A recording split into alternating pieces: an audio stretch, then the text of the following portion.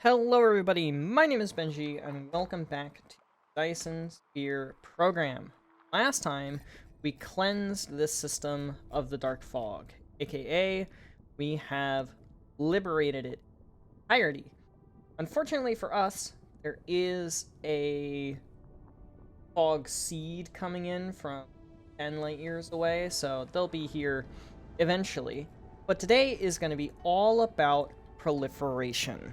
And very specifically, we're going to be doing Mark III proliferation at a rate of 12 per second in a single blueprint, which means we're going to be having things come in from raw materials, get proliferated. Every single step is going to be proliferated to save us on input materials and resources all. And we are going to have it all in one. That way, as soon as we need more proliferation Mark III, we just do more proliferation Mark III. So here are the ratios that we require for 2 of these per second. Every single one of our Mark III proliferations require 2 Mark II proliferations and 1 nanotube for input, and 2 machines gets us 1 per second because it's a 2-second craft time. That means that it's a 1-to-1 ratio with these assemblers because of the fact that we need actually, is it?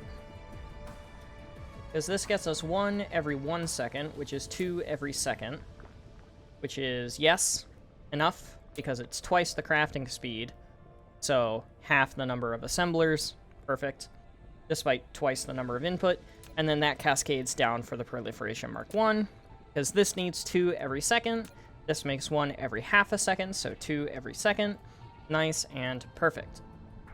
Spinoforms, carbon nanotubes, we were going to use spinoform stalagmite crystals. At least they used to be called spinoform. Apparently they're not anymore. So stalagmite crystals we're going to have coming in, and that is a triple the rate. It is 2 of these, 1 for every 1 machine. So 2 of these for 2 of these to get 1 per second. And then it is actually 1.5 for the diamonds going into the tier 2 proliferation because of the kimberlite. The kimberlite is a 1.5 second craft time for 2 of them. So it's actually 1.5 instead of times 2, I believe. Regardless, for 12 per second of all of this wonderful goodness, we need to have ourselves 24 machines for these guys, 24 machines for these guys, 24 machines for these guys, 24 machines for these guys, and 18 machines for these guys. With a total input of 48 per second coal, 12 per second kimberlite, and 36 per second stalagmite crystals for the carbon nanotubes. We need 72 total assembler Mark IIs, 24 total chem plants, and 18 total smelters. So with all of that in mind, essentially, the way that we're going to do this is I'm going to look for... I don't know if I want to do slices. That seems to be a very popular thing amongst the Dyson Sphere program community, is like pie slices. So each section of the planet can be divided into specific slices, and people use that as their blueprinting method. I tend to go more horizontal with mine, but that can cause issues at some of the higher latitudes.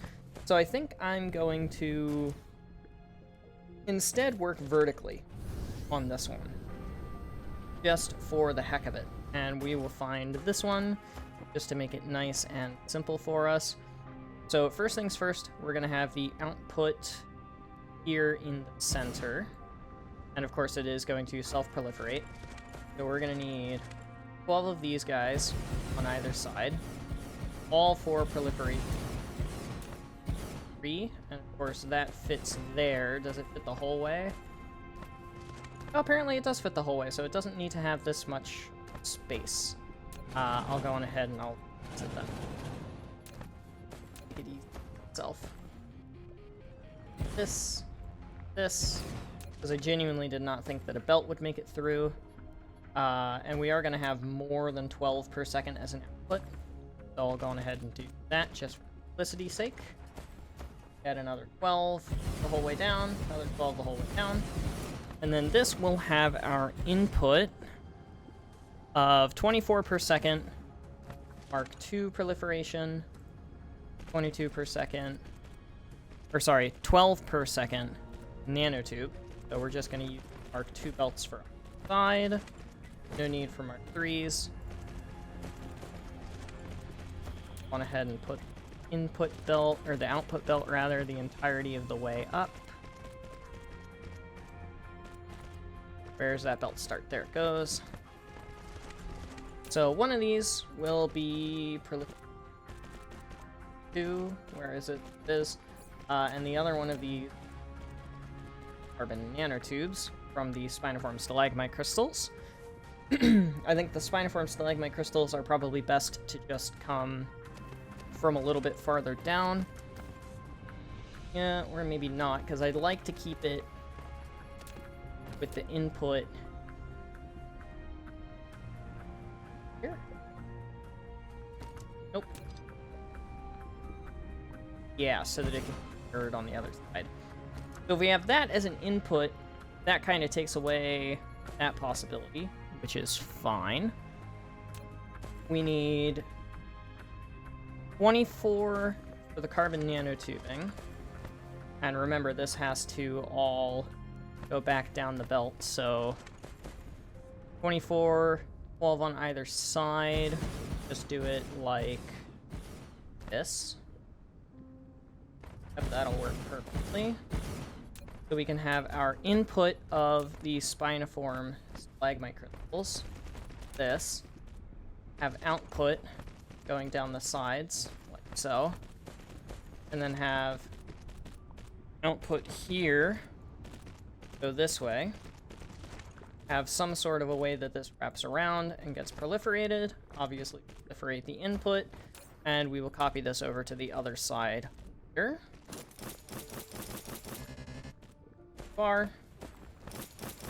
Perfect.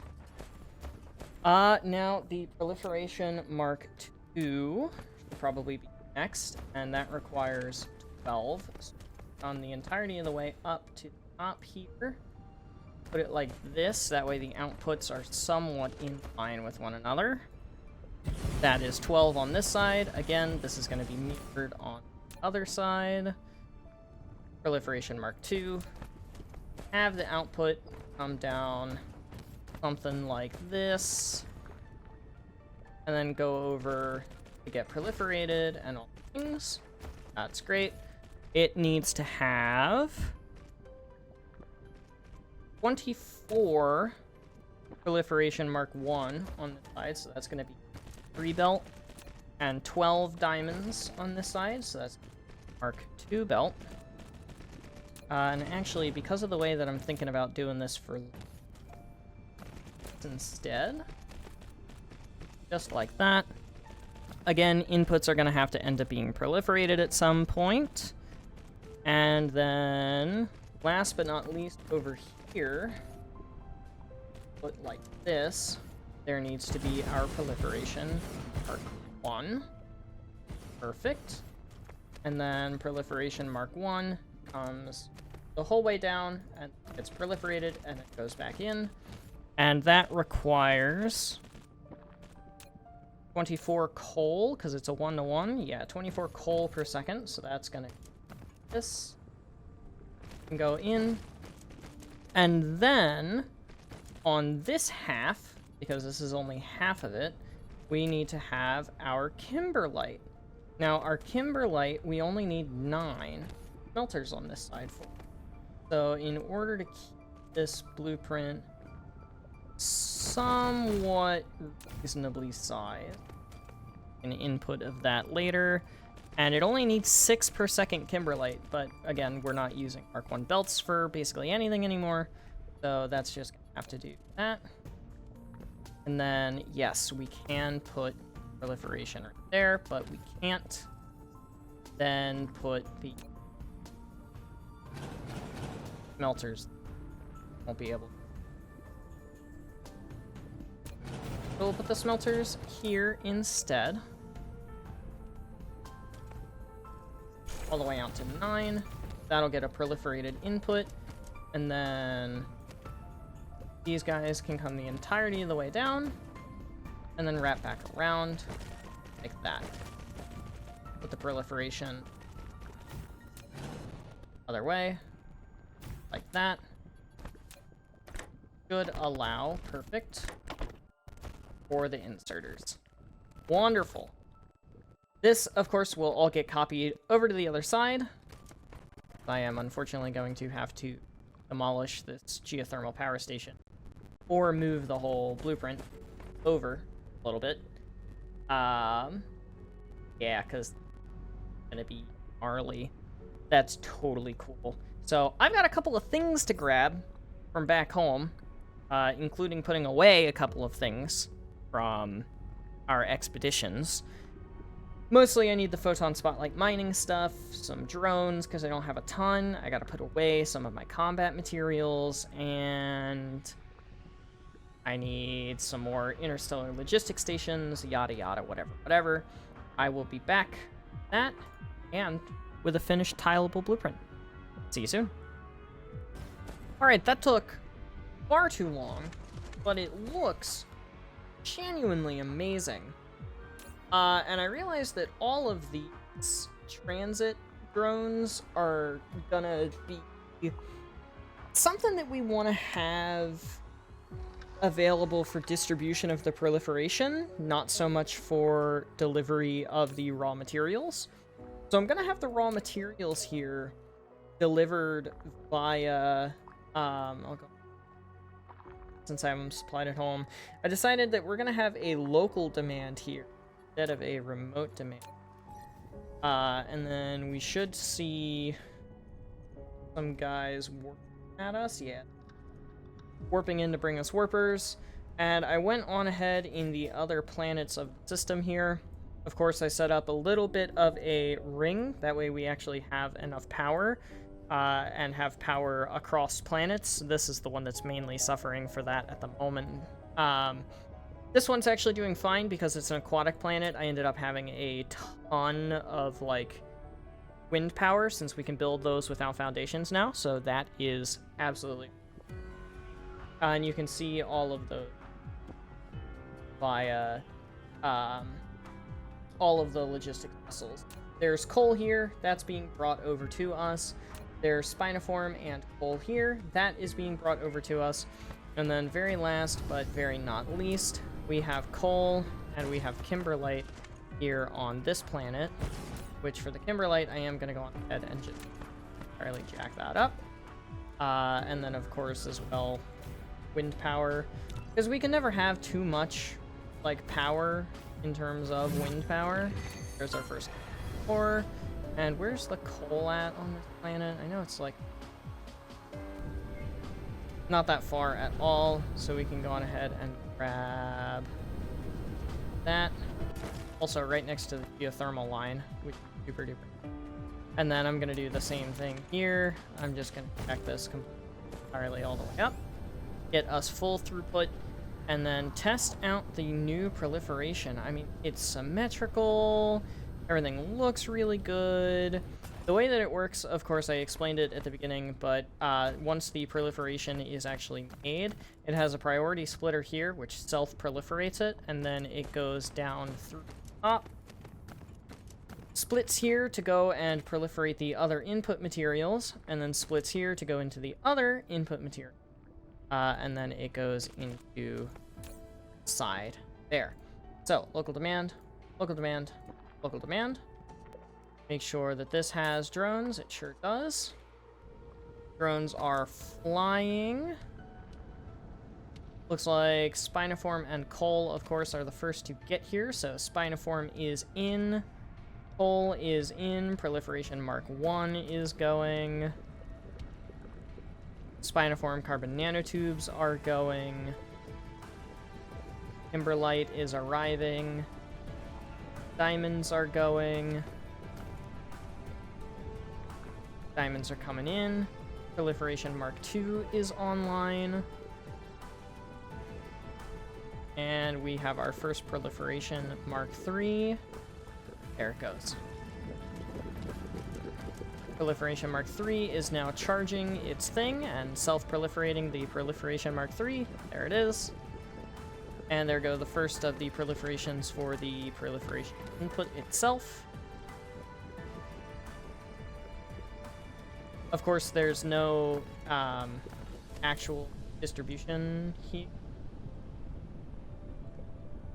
Ah, I see why it's not doing it, because it's coming out the back for the Kimberlite. Totally cool, totally understandable. And it looks like our input materials are starting to get fully proliferated. Get us 25% extra products, which is crazy. Looks like the coal is finally starting to get proliferated, which is super duper nice. Give us some more extra materials. Like these guys are not fast enough. Alright, well, in that case, we are just going to upgrade all of these sorters that deal with the proliferation into Mark. I think these guys are probably fine. They look... Yeah, they all look fine. Really just from here back, it really needs it. That'll more than likely do it. Don't see any bottlenecks or anything. Oh, there's one. Oh, it's a clogged output though. That's perfect. That's exactly what we designed this system for. And it looks like it is a perfect ratio. Perfect ratio. Is it because of the belt speed? Might be because of the belt speed. No, it's not because of the belt. Oh no, it is because of the belt speed. I would rather it fully saturate, so I'm gonna upgrade this to a marquee belt. That way I can watch it completely clog. Because in my opinion, if the belts don't back up, you did it wrong. Granted, that is absolutely not how this kind of stuff goes, but that is how I like to think about it. And yeah, that system is working quite well. So that is self-proliferated, tier 3 proliferation in a single blueprint, completely and entirely self-sufficient. That is amazing. And now, what I can do is I can copy it, I can paste it, I can find equatorial line, hit tab to change the blueprint location. So right here is the equatorial line.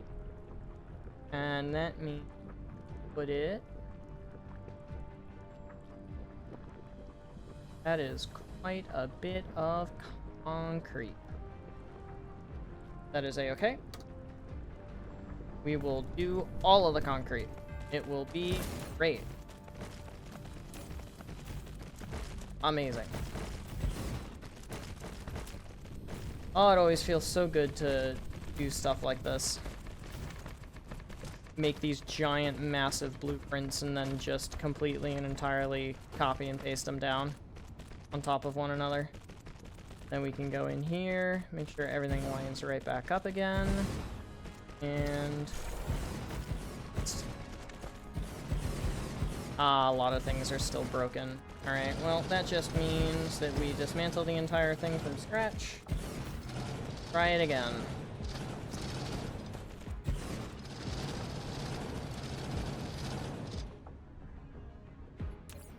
Not under blueprints yet. Gotta do that later.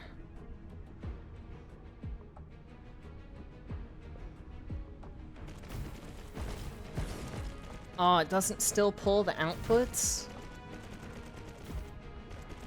Whack.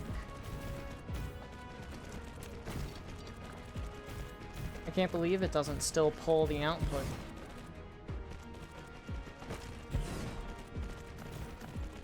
That's so sad.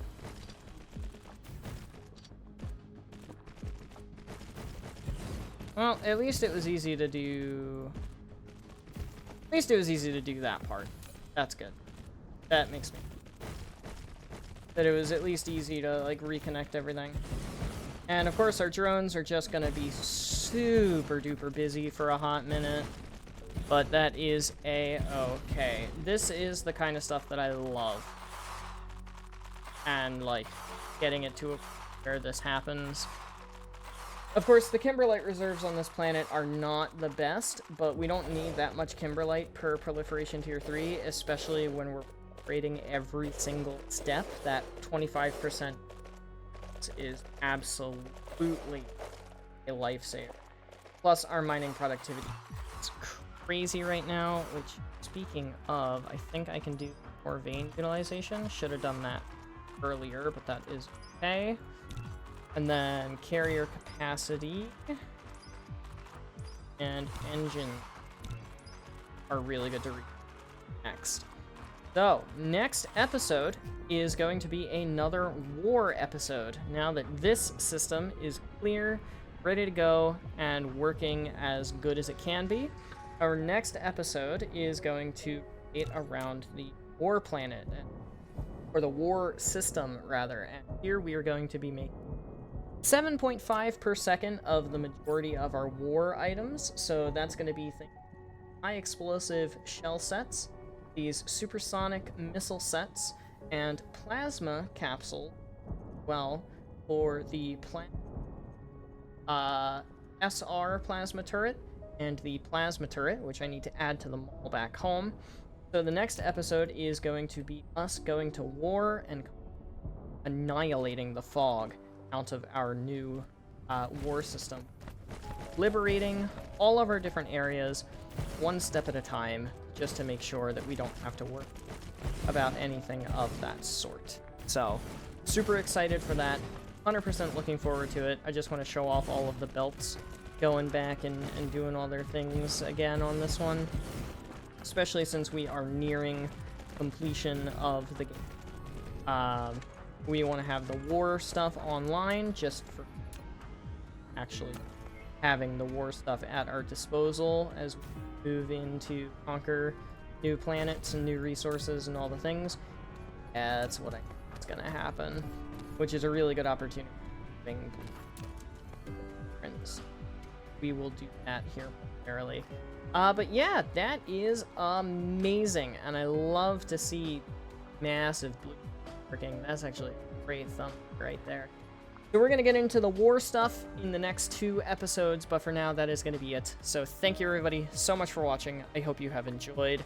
But without further ado, adios, sayonara, au revoir, hasta la vista, das vidania, auf Wiedersehen, ciao, and goodbye. Please have yourselves a fantastic rest of your day.